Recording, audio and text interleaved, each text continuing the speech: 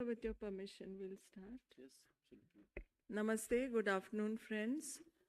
I welcome Secretary Ministry of Power, Shri Alok Kumar, Additional Secretary Ministry of Power, Ajay Tiwari, and the Director General of the Bureau of Energy Efficiency, Shri Bakreji, again at the end of the 3-day third working group of Energy Transitions G20 meeting. I'll request Secretary Sir to brief us about the 3 days deliberations, and then you'll are free to ask questions. I request all of us to please keep the mobiles on silent, and when you ask the question, please introduce yourself and your organization. Thank you, sir. Thank you. Good evening. We have very successfully completed the deliberations in this 3-day meeting.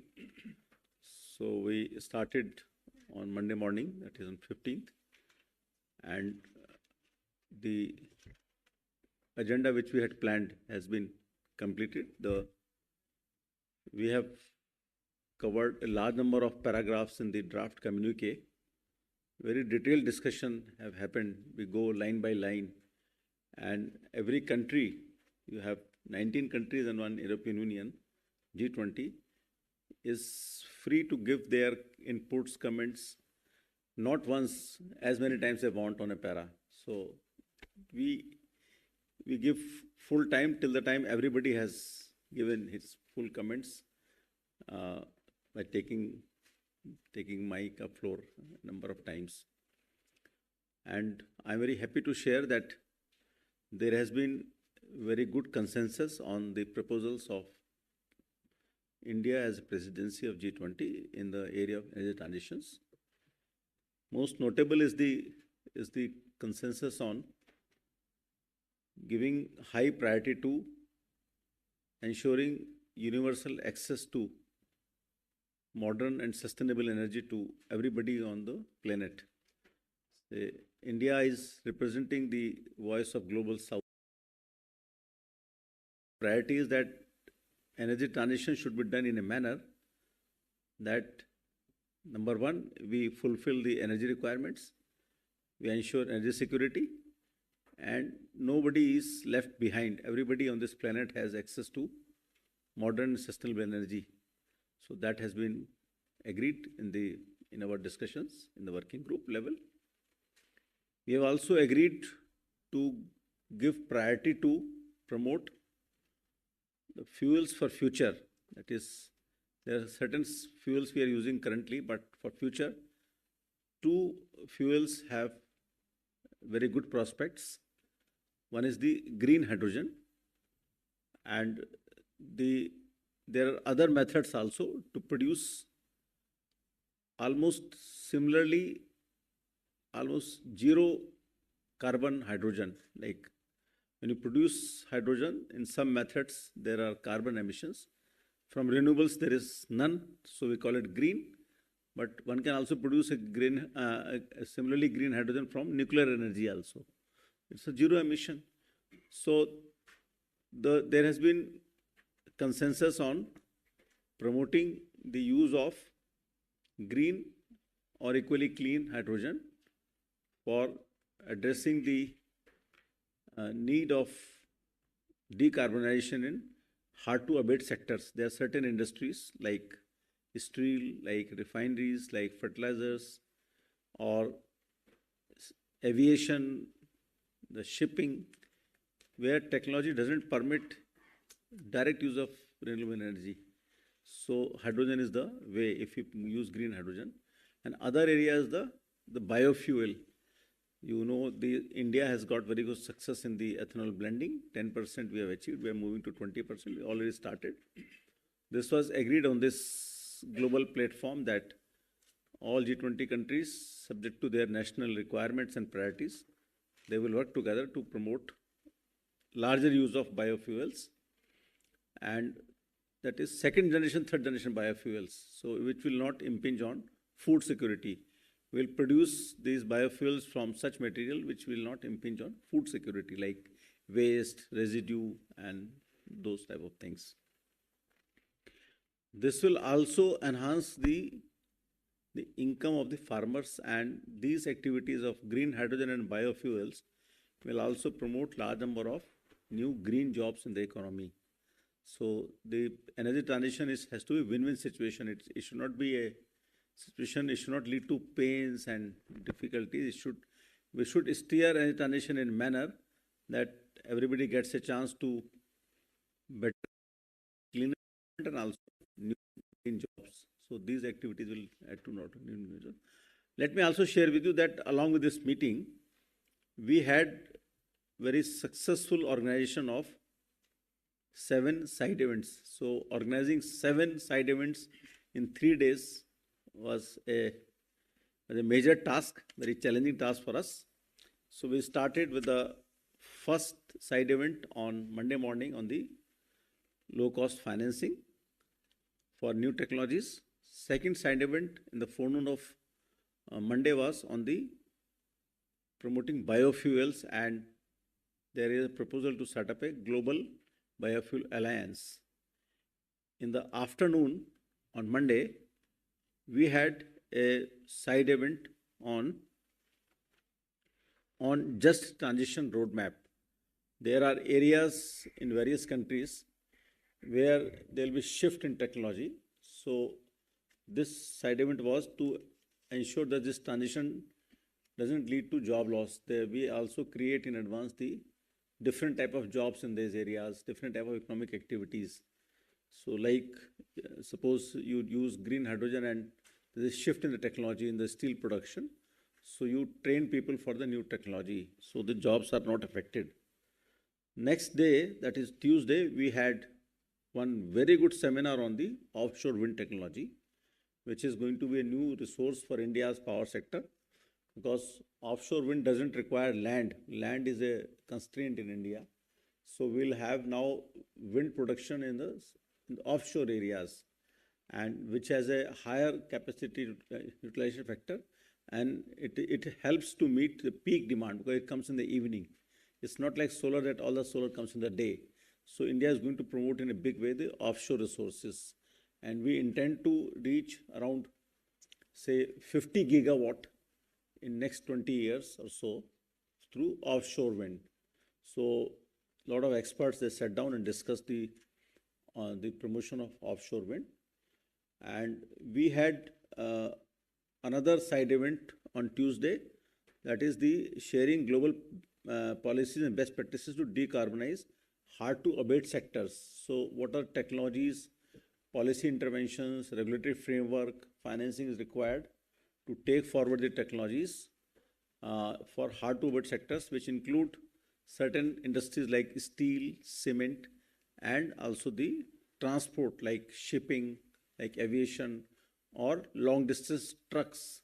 Long distance trucks use the diesel and petrol, but in the long term, India wants to reduce the use of diesel petrol because we import it, and they also emit carbon dioxide. So when you use green hydrogen, then it's a cleaner mobility. We also had a full day seminar yesterday. The other was half day, but full day seminar on the how to promote smaller modular reactors for the clean energy transition. So this is a new type of reactors for generating electricity from nuclear energy.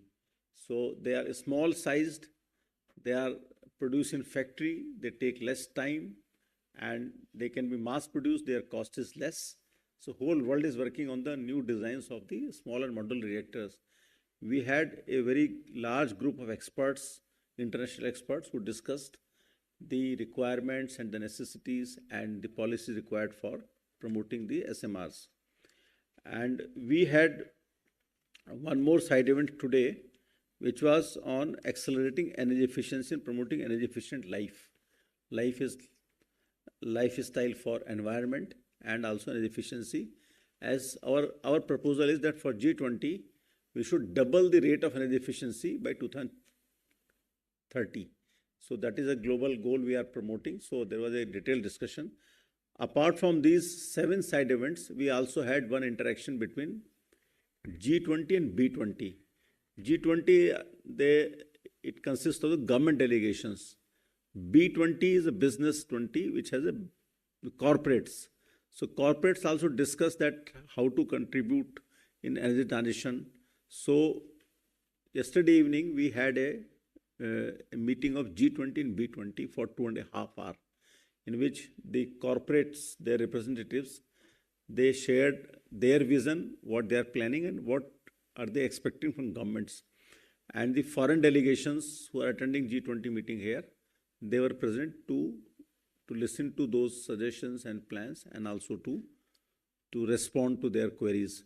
So this whole event of 3 days was full of activities on very diverse topics, and I'm very sure that all the discussions on all the topics which we have proposed will benefit India in many ways: new green jobs, cleaner energy, and better life for our people in India. Thank you. Thank you, sir. So, Sanjay ji, you can start.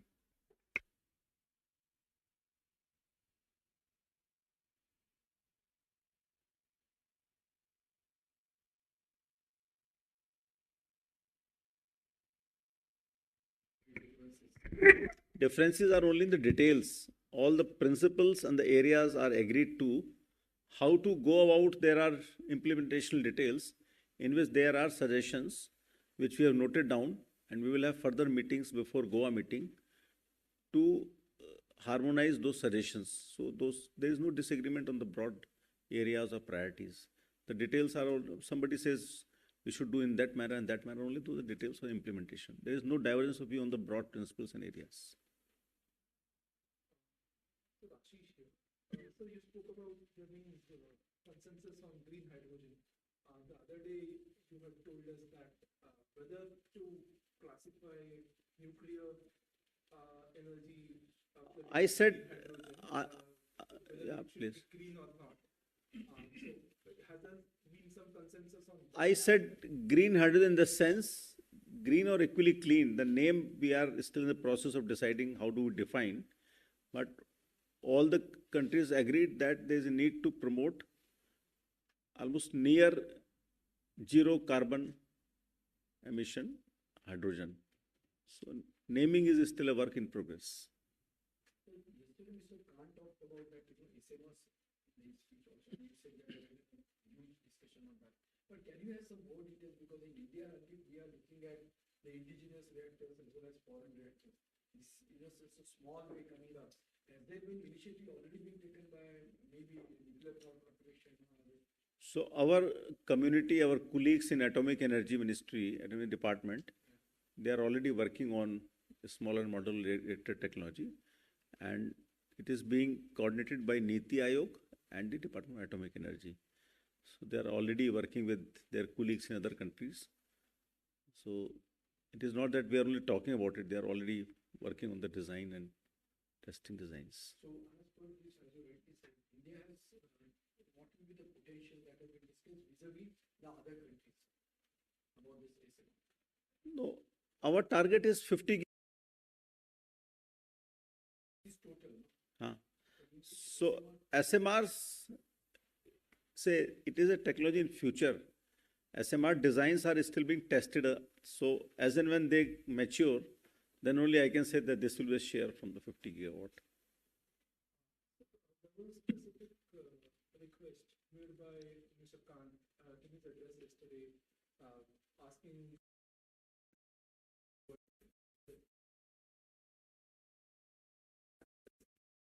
technology and other things. I'm guessing there would have been American delegates present in the room as well. So how did they sort of take to it, and some commitment made, like if they were made at all during your talks with the delegates? So we do not talk one-to-one, but in our group, US delegation was also there as a part of the G20 group, and they supported the technology transfer, but it is always on the voluntary and mutually agreed basis. You cannot have a general thing that, okay, it is there in the, anybody can come and take the book. No. So there are details to be worked out. So whatever is mutually agreed, my sense is US side is very keen to collaborate with India in the area of technology. There are many projects they are talking to us. Nuclear technology. Yeah, including nuclear technology. Sir, my name is Gaurav. I'm from the 200, which is something to do with business. So, sir, my question is rolling out of tenders, which would be done in the future. Sir, what parameters, seeing ease of doing business, which India is promoting a lot, what parameters would be kept in mind while rolling those tenders? See, any tender, when you come out, you have to see that tenders are designed in a way there is sufficient competition and participation. The whole tendering process, so we have to work very closely with the industry, not with the individual industry player. You interact with them as a group and talk to them about a proposal, what will be conditions for tendering, and come to a format which meets your objective of the project. But you have to also design it in a way that there is sufficient competition, sufficient participation. So that is the way we always work. Like for PLI design, MNRE always work with the industry and they come to a tender specification so that there is sufficient participation. And other important element of the tendering is the transparency. Whatever you know, everybody should have the access to the same information. So yet another issue is about the biofuels. As you rightly said, India has already achieved 10%, going to for 20. Is there any kind of an information sharing or media sharing on other countries, how they have gone in for this technology for that? No, Brazil is, I think they have tested up to 85%. And so Brazil is the leader. And let me say, if I recall, Indonesia also supported biofuels. China also supported biofuels. So biofuels is a very, so one good thing is that it is a very firm and predictable source of energy. Solar and wind, they are intermittent. But bioenergy you can store and you can use it as and when you want. So it's a good resource. Many countries. But let me also share with you, some countries, they have a concern that promoting biofuel should not impinge on food security. So that they give their inputs.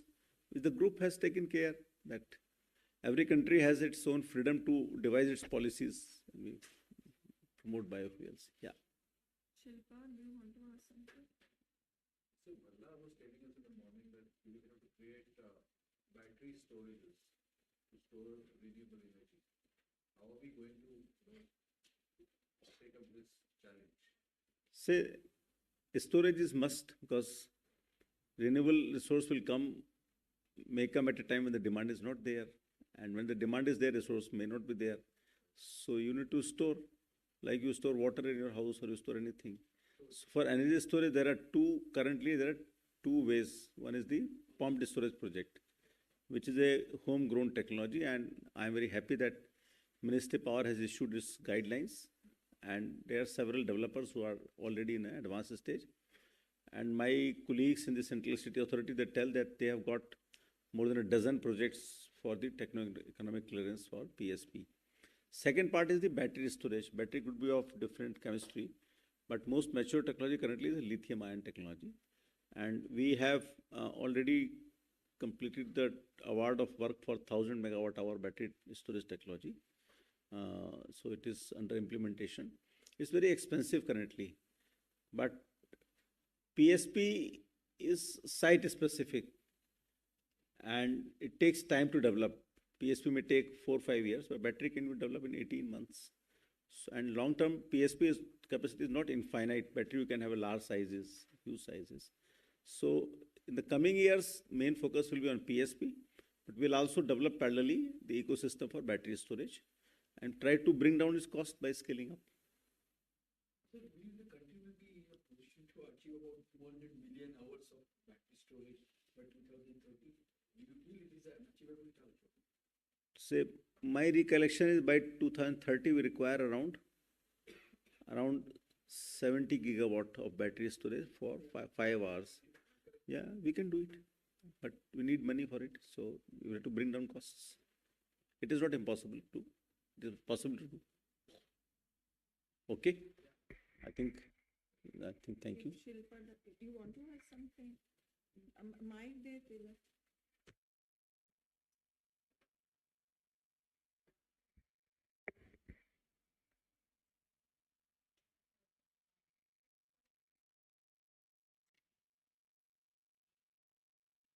So just wanted to ask, what are the modalities of the priority areas that have been taken forward for the next meetings to come?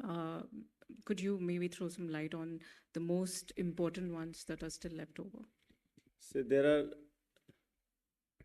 two type of discussions we'll like to do in the intersessional interaction through video conference with the G20 countries. On the paras, we could complete the discussion. There are certain issues to be sorted out. There are on some issues, there are variety of opinion has come, so we have to harmonize. So, and there are some paras which are yet to be discussed. So we'll take many number of intersessional video conference, that is user practice, so that by the time we meet in Goa, we would have covered almost 90% work. That is all. Thank you. Thank you, sir, and wish you all the best for the Goa meeting.